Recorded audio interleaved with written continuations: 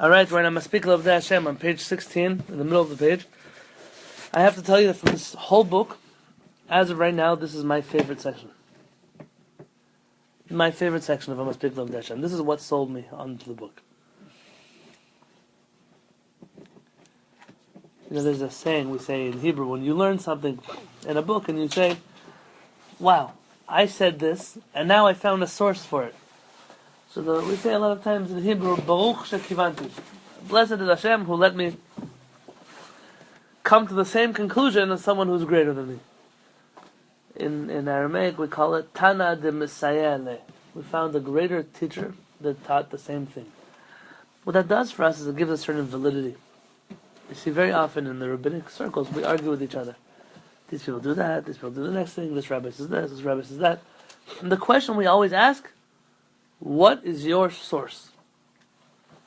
Prove it to me. Prove to me that that's true. I'll give you a good example.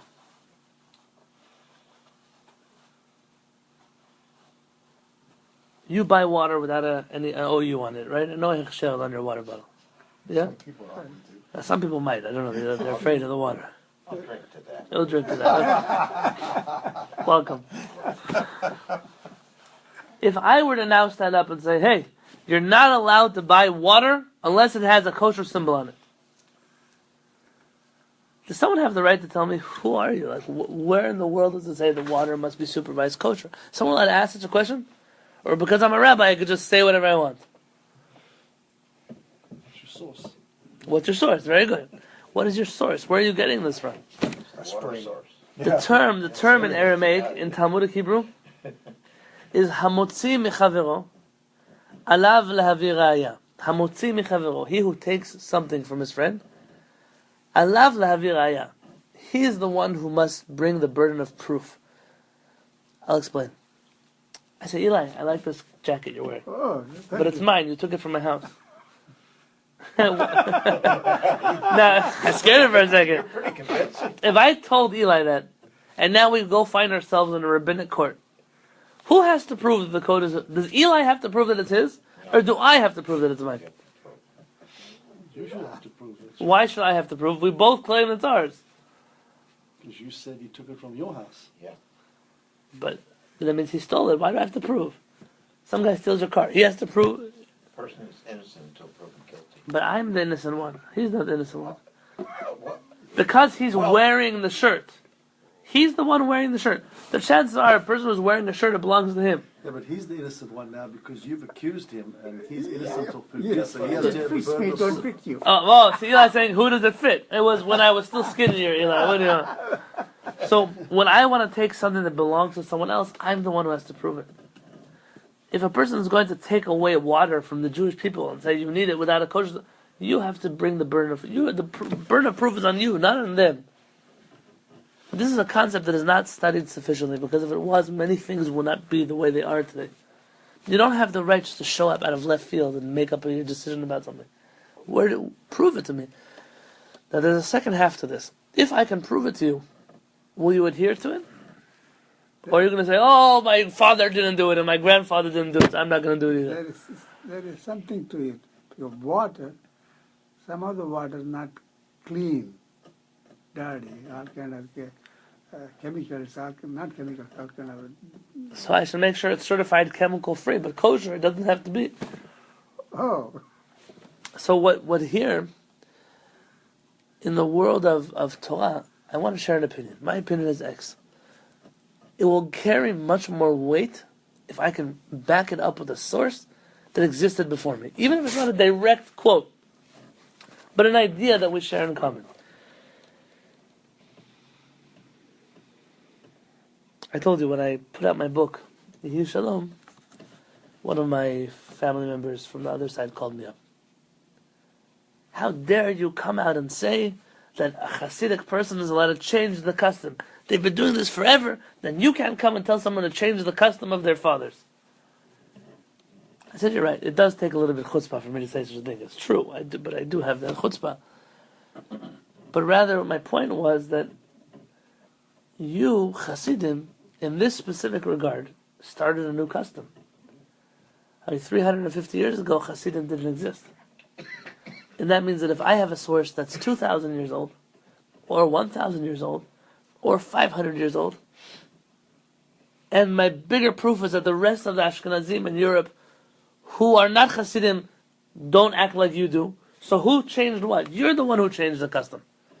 So I'm allowed to tell a person to revert back to something that's older. Oh, you have a problem with it? I understand. But I'm not the one who changed anything. You were the one who showed up somewhere and changed the existing custom. So at least have the humility not to knock around as if it's the greatest custom in the world. Many times they say, oh, its custom is so old. It's not so old. It's 200 years old, its custom. And you have Ashkenazi Jewish customs that come from already the times of the Talmud. Old customs. And it's a mistake to carry around everything that you hear as a custom of the same weight as something that's 1,000 years old, 2,000 years old. To come and find a source. So this source, the Rambam, Rabbeinu Avraham ben Rambam, what we're reading here, he grew up in the house of the Rambam. And what he's sharing here is something you've heard from me many times and from this genre of Torah many times, and you're going to see it in black and white on paper. Maybe black and yellow because the paper's a little yellow, but Zev's I see is white. So we'll... Haseder Hanaot. So now we know about a common road and an intimate road. Which is the proper order in order to ascend this path? Where do I start? Says Rabbeinu Avraham, "Lifnei shnatchil bazot." Before we continue, Nomar, we must say, Ki hashkafa hanechona v'aseder hanaot. The proper outlook dictates that you begin linkot tchila b'derech hagluya. You must begin with adherence to the common road, to the road that everyone must follow. Gluya is Revealed. I'll give you a great example. Somebody once told me they did something according to Kabbalah. And they have an extra stringency that they do that only Kabbalists do. I asked them where they work out in the morning. Which gym? They told me they go to some co-ed gym. I said, listen, with all due respect, all Jews have a requirement that when we're going places, certain places, a swimming pool, a gym, we men swim with men, women swim with women. That's a basic halacha. You can't start being strict according to Kabbalah if you have not even fulfilled your basic obligation of halacha. You can't start meditating on a magic carpet before you stop speaking Lashon Hara about the people who sit next to you in the synagogue. There has to be a certain level. Oh, but I want to be strong over there. You don't have the right to be strong over there. Says Rabbeinu Avraham, you might think, what is it connected? Somebody once said, I was in a Shir, and someone told him, Rabbi, I only eat Chalav Yisrael. He said, yeah, but you cheat on your taxes. He said, so what's the point? What's the point? You steal, but a certain kind of milk you won't drink. So of course it's a good thing. You want to keep Chalav Yisrael. Fine, but at least keep the common road first. Don't be a highway robber at night and then show up in the morning. I only pray at 6 o'clock in the morning because everyone else prays too late for me. There has to be a common road that everyone agrees to. In the world that we live in today, this is not true. That democracy has taken over Judaism. What I mean is that you can do whatever you want. Today, if you want to show up one day and you want to wear 3 pairs of tefillin, nobody's going to look at you the other way. Well, it depends on group. There's some groups that are so de rigueur about every little detail. The sock, the tilt of your hat, not even the hat, which Borsellino, but how tilted it is and how curved the rim is. But here you're talking about details that are not halachic in nature. Yeah. But for example, in such a group, they'll make everyone wear tzitzit all day long, which is not a halacha. It's okay, I wear tzitzit all day long. But if the person is a blatant avariyan, a criminal in other areas of Jewish law, so why are you so holy you wear tzitzit all day long? And you look down at the person who's not wearing tzitzit as if he's who are you? You're violating the basic road. Don't start being strict. It's like building a house without a foundation. You need a foundation. Oh, but you want a skyscraper? Good. So start with the first floor, and the second floor, and the third floor. You'll get to floor number 50. And if you don't, nothing will happen to you. At least you were building a building. It crumbles. One little earthquake comes around, and the whole building came down. Says Rabbeinu Avraham, I know you don't like it, but with a proper outlook, this is the conclusion you would come to. Ki ta'ud gasai, it's a grave mistake. Sheheh ploni muchzak chasid, that so-and-so, ploni is the Hebrew word for like John Doe. Yeah. So-and-so. It'll be a mistake for him to be muchzak chasid. Consider a chasid, a righteous person, more than your average Jew. be'einav, in his own eyes, or b'nei zulator, even other people consider him to be such a righteous person, mipnei shesharuihu belo isha, because he's decided to avoid marriage. He's too holy to get married. Now the footnote here points out, Men like that. now putting out here, there's a source in the bottom, 31, that it seems that Rabbeinu Avraham's son, Rabbi Ovadia, the son of Rabbi Avraham, actually encourages practice of delaying marriage out of piety. The Chovot HaLevavot seems to have encouraged the kind of practice of living far away from your wife for long amounts of time. Here's what I'm going to tell you now. This is what I'm going to tell you now. We're starting a new course. Someone said Tanya from a different angle. So which different angle? I'll tell you this angle. The angle is that we're not bound to a book and its ideas just because we're studying it. We're reading this book. You heard an idea. The idea doesn't mean that it's the only proper approach. In fact, there are more sources who say that it's an avera to wait until you get married. That it's an incorrect thing to spend time away from your wife. That it's not considered holy to be so removed from the relationship in which you're in. But were there two approaches to this? Yes. Which approach do we follow? We would believe this one is incorrect. And also because the times were different then. Well, the idea seemed to connect piety with sexual abstinence, which is, we already know, is not a Jewish concept, but clearly there was a time in which there were groups of Jews who did feel this way. It wasn't, in Christian countries, there was a big influence, the original sin, the this, the that, the shame. I saw something recently on Facebook, someone posted, where they call the woman the sin cave. Like right away it's considered sinful. Right? So you had that, but this was a pre-Christian, they weren't influenced by Christian culture. It doesn't mean that Christianity, by the way, is a good religion of plagiarists. They might have just picked this up from somebody who was before them. Right. It could even be some of these books, right? Now, you have to understand the idea. The idea is that there are many things that we find Moshe Rabbeinu, for example, separates from his wife in order to connect to Hashem. He's the only one. Right. But a person could easily make this conclusion that in order to get so close to Hashem, I must be separated from my wife. In which case you have to ask a few practical questions. And why does the Talmud speak so harshly against somebody who chooses not to be married, or so on and so forth? Okay, this is a good discussion to have. Right now he's mentioning it in passing, so I'm mentioning it in passing also. Or there's a person, Omar Bebetzom, he fasts all the time. There are people who, piety is fasting all the time. For example, I don't know if it's true, I heard in the name of the Lubavitcher Rebbe that he fasted almost all the time. Almost all day long he was fasting. And you could see from the videos that his tongue was white. I heard this from a Chabad rabbi at the Ohel, at the Rebbe's grave.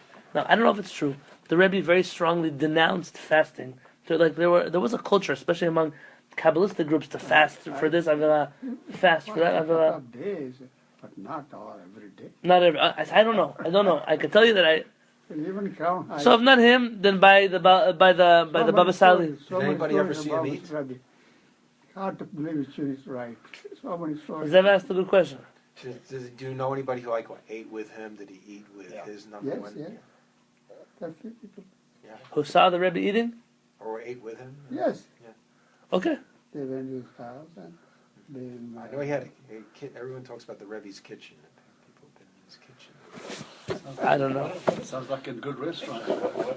The Rebbe's kitchen. No, I had some friends who were Chabadniks, Syrians who lived in The Baba Sali used to fast very often. Flatbush. He said, "Well, I got to be in the Rebbe's kitchen." The Baba Sali would find himself fasting very often from Saturday night until Friday evening. Again, we don't view these practices as healthy necessarily, but there is a very extreme circle among certain Hasidic and Kabbalistic groups. It's a very, I could trace for you the line that these extreme forms of there's a word for it, asceticism. Is that the word? Asceticism, yeah, Asceticism, like depriving yourself of things from the world, is considered a very high level. I have a different word for that. Sugarness. Okay, this idea exists. It's a lot easier to say. There's some people who eat very little, not because they don't have an appetite, because they want to teach themselves to only eat a little bit. Olovesh malbush gas tzemel, or there are people who wear uncomfortable wool.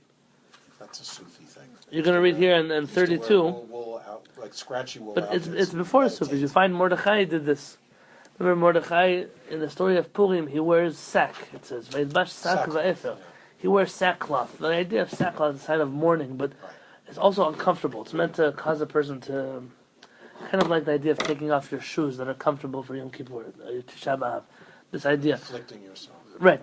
And then footnote 32, the Rambam cites such practices among some Jews of his time who were emulating certain Gentiles, like they have mentioned, such as the ascetic Muslims known as Sufis, who lived this way.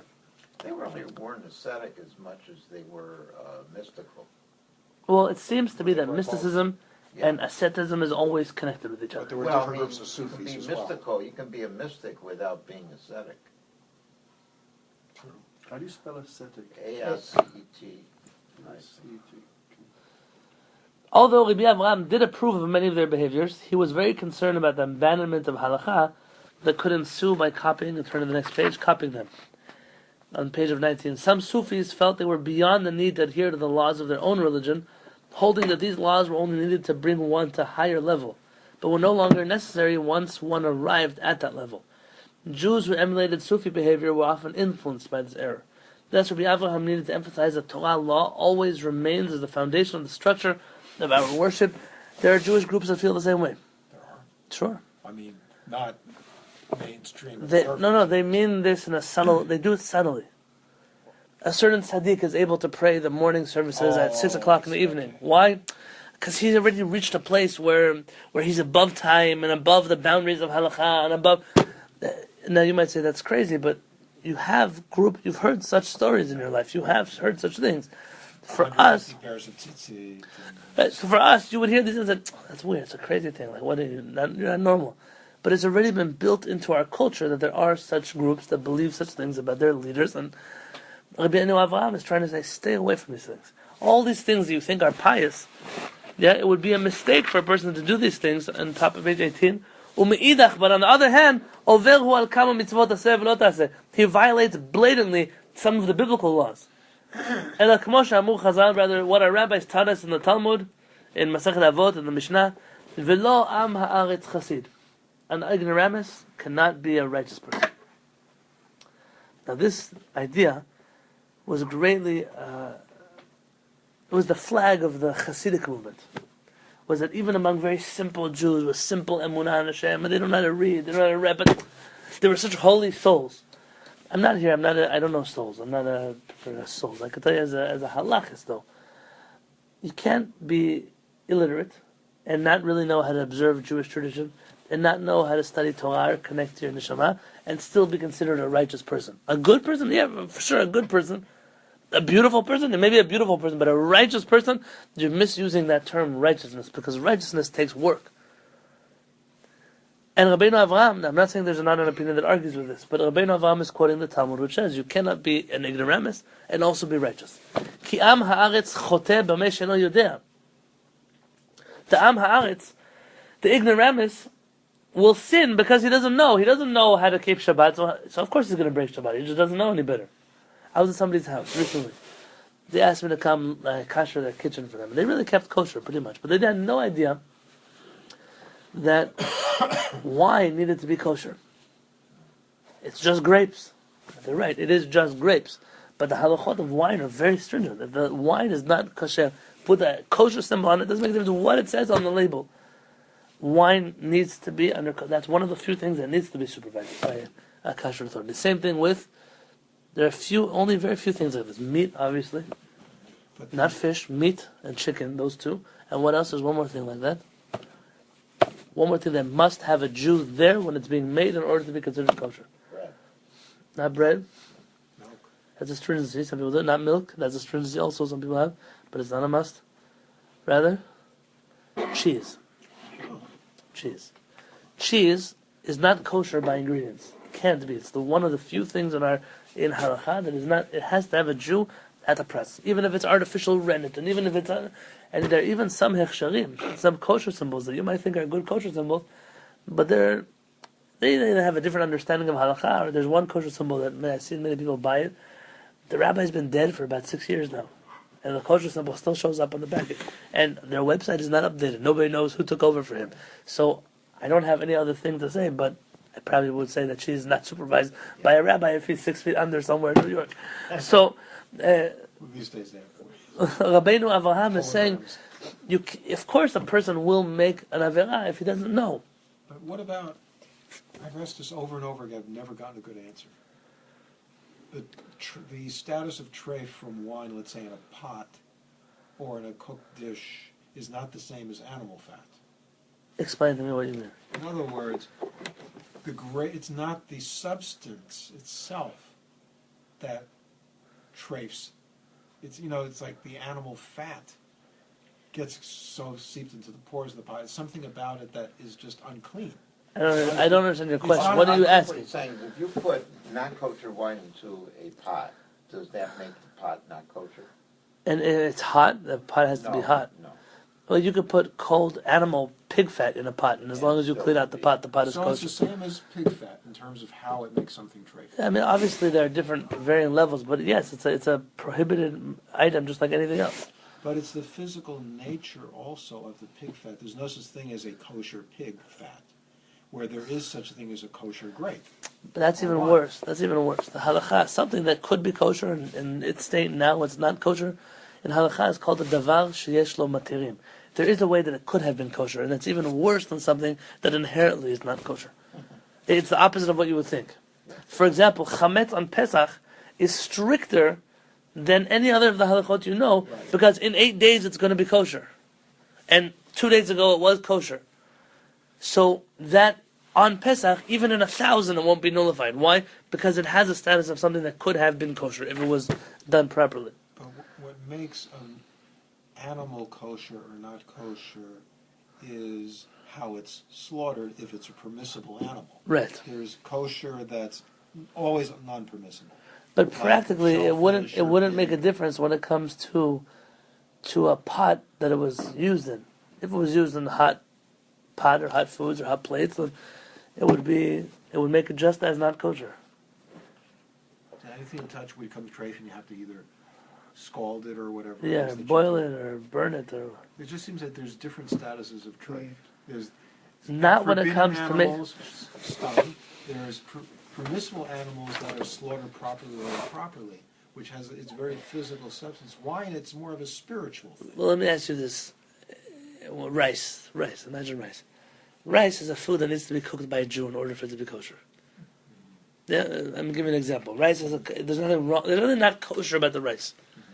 But if the rice was cooked by a non-Jew in a kosher pot, Maran says you have to kasher the pot. But what happens? It's kosher. You understand? The rice. You can eat it. No, you wouldn't be allowed to eat the rice, status thing. and the pot itself becomes not kosher. You mean even if there's supervision of this and a non-Jew cooks the rice? Okay, so let's understand the concept. It would be in the Ashkenazi terms if the Jew didn't turn on the fire. Right. Right? Okay, so I'm not being strict like Sfaradim, like the non-Jew has to cook it. If the non-Jew turned on the fire and he made the rice in that pot, a kosher rice in a kosher pot from a kosher box from the kosher section of the grocery store, the food is not kosher. The pot has to be kosher. Sounds discriminatory. Oh, this is a different question. You're asking about I'm writing a book on this right now, by the way, on the laws of non-Jews and food. This would go back to where Zev is trying to take me, which is the spiritual side of kashrut, which is we believe that food has to be prepared with a certain consciousness. I could push the idea that your average Jew in the kitchen doesn't have that level of consciousness when he's making your food, but it's not like a caste system here, like in India. Is that what it's called? Caste system, where I can't eat the food from the people beneath me. It's not that idea. There's nothing wrong with the food on a spiritual or on a. It's not like dirty food. It's just in order for food to be in a certain way. Certain foods, not all foods, certain foods must only be prepared by Jews. So what I'm trying to tell you is that even something that's a rabbinic provision. It's not even a biblical provision. It makes the pot not kosher. So a person who doesn't know inevitably will make a mistake. That's what Rabbi Avraham is saying. In the last line that he says, "Mashma she'avar al mitzvah Talmud Torah, shemin mitzvot yoter chashuvot." So what's the greatest sin of the ignoramus? He didn't fulfill the mitzvah of studying Torah. So you can't even tell me that the ignoramus is righteous, because by the default, in order to be an ignoramus, he has to have willfully not learned anything. And that in and of itself is an avera. We're not done with this chapter. We'll continue it over the next few weeks. But I feel there's a few questions in the air that I'm happy to talk about before we close this book. Well, having, as I've mentioned before, exposed to many spiritual groups when I was a kid, never joined any, never followed any teacher or guru, and the outcome was always the same. The leaders always felt they were above the law, whatever tradition, religion they were following, and always took, shall we say, liberties with things that led to their downfall, over and over and over again. It's a mistake. It's a mistake in the... I just spoke to recently. I don't remember who it was. And in the Jewish world too, I saw. Sure. There are many religions that it's built into... That's why there are two codes of law. One for clergy and one for the population. In Judaism, there's no such thing. There's no separate... Rabbi, No, I'm not talking here about Jewish groups. I'm talking like in general. Like I don't know an example because I'm not that familiar with the laws of other religions. Well, a priest, a Catholic priest can't marry, but a lay person can. Okay, so this right That's exactly. very simple. Whereas for a Talmid Chacham, there are very, very rarely are you going to find a different standard for one and the other. If it would be a standard, it would only be in one direction of astringency, meaning Moshe Rabbeinu would have a consequence for doing something that you and I would be okay for us to do it, but not the other way around. For example, this notion that I'm a priest, I can touch ladies, but the person in my community can't. There's something flawed with this idea. But you find it, like Zev mentioned, seeping over even into rabbis in the rabbinic world, and it's not correct. It's a mistake. Rabbi Temler, I love Shalom. I heard an interview with him once. He said his father, Rabbi Yitzchak Temler, he said when you do an avera, like you turn on a light on Shabbat by accident, you light a fire on Shabbat, you forgot it was Shabbat, or you didn't know it wasn't allowed. So a person doesn't get punished for his avera. It's not, he didn't know. But he has to bring a sacrifice to the Beit HaMikdash. If there was a temple, he would bring a sacrifice. The sacrifice is a chatat offering, for a chet, for doing something wrong. So Rabbi Teller said, what chet? I hate the word sin, but what sin did this person do that they're bringing an offering? We just said he's exempt. He didn't make a mistake. It was a mistake. He didn't know. He said he brings an offering for the sin of being an ignoramus. We take it very severely. So we don't deal with it well, that people choose to not be educated. It's a mistake. Maybe I just... It's now the standard. It's true. It's an Is there a anti-intellectual country. tefillah substitute today for the sin It's a offering? badge of honor. I'm sure there are, by the way, in the books of Kabbalah. I mean, if you He's break a- Shabbat without Beef is being a- aware of yeah. something, You should have it in mind when you say I know. Slach Lanu or Ashamnu. Okay. A special tefillah for it. But, okay. But I mean, If you read the Korbanot, the chapter of the Korban about the sin offering, that's the Gemara says counts for it. to have in mind. Yes, you read it as if I might say I can't bring the offering. I'm going to read the Yeah, I mean, verses you're- about it in the Torah. Obviously not going to do a korban. Right. Now, we took this idea of education even beyond the Jewish world. I mean, there are sayings by our rabbis that I would not be able to repeat even off the record in the Talmud that they said about ignoramus. Those things that I just, I'm glad people, they go through them fast in Daf Yomi. They didn't appreciate, not a person who had no choice. Like they grew up in some home that they were working since they were 5. I'm not talking about this Israel. It's Israel where people just, ignorance was part of the way of life. Our rabbis couldn't appreciate such a thing. Last night I got my hands on 2 books. I mentioned it yesterday, perhaps. They only printed 300 copies of these books in the world. And I got my 2 copies, Baruch Hashem. And Rabbi Yosef Kapach was a rabbi from Yemen. He wrote in there, I just saw this today in the morning. He was asked about studying secular studies, Limudei Chol. And he was asked, are Jews allowed to study secular studies? Not if you know. There are a few camps in the world of, okay, we allow you to study secular studies. We never study secular. We don't do math. We don't study science. We don't do history. We don't. The world is going more and more into that direction. Actually, some groups that you know, which I won't mention because I asked you, please don't mention them by name, that you're very familiar with. You pray with them. You study with them. You eat with them. in their educational system, secular studies are not considered important, and halfway through high school they stop studying secular studies. It's very rare to find a rabbi in those communities that even has a high school diploma. We're not talking here about a college education. Or now, is a high school diploma worth much? You can argue that there are people who have ways to study without the credentials of a high school diploma. I'm not taking it away, but when I meet rabbis who can't spell correctly, or I see people who they don't know how to, I'm not talking here about complicated math, addition, subtraction, geography. You don't know where places are in the world. Someone will tell you. I just recently was in a conversation in New York. It could be they were in New York or it had nothing to do with their religion. But someone mentioned a certain country in Africa and said, "What was that, New Florida?" And I said, "Florida? What are you, Florida?" So the other side of the world. But there are people they don't. But it makes you look really bad when a person doesn't know. And as Jews, we have an obligation. We say in the Torah, "Who is genius like these people?" And we walk around like fools. But Rabbi Kapach said, I don't understand the question. So there is no such thing as secular studies. And what do you mean? He says, why are you studying these things? Either to be educated, or in order to understand Torah better. There are parts of Torah you can't understand without math. Or third, in order to have a livelihood. He said having a livelihood, being an intelligent person, or understanding Torah are all holy ideals. They're all mitzvot in the Torah.